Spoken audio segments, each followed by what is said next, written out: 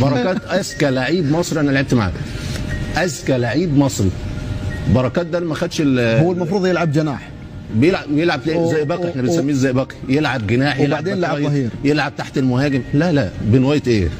بن وايت الكره محظوظه معاه، بن وايت مدافع. ايوه، وبعدين بركات لا اذكى لعيب مصري لعبت معاه، ومهاري فين السرعه وفين المهاره والشمال واليمين، ويحطها لك في البعيده ويحطها لك في الضيقه ويديك كوبري.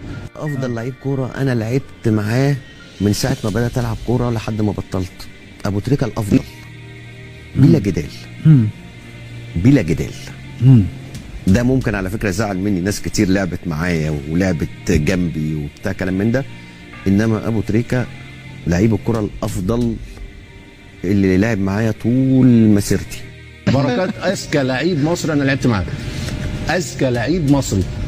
بركات ده ما خدش هو المفروض يلعب جناح، بيلعب زي باك، احنا بنسميه زي باك، يلعب جناح، وبعدين لعب ظهير، يلعب تحت المهاجم. لا بن وايت ايه؟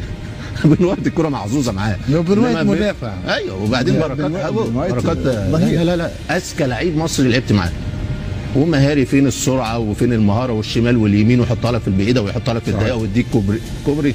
افضل لعيب كوره انا لعبت معاه من ساعه ما بدات العب كوره لحد ما بطلت، ابو تريكه الافضل بلا جدال، بلا جدال. ده ممكن على فكره زعل مني ناس كتير لعبت معايا ولعبت جنبي وبتاع كلام من ده، انما ابو تريكه لعيب الكره الافضل اللي لعب معايا طول مسيرتي.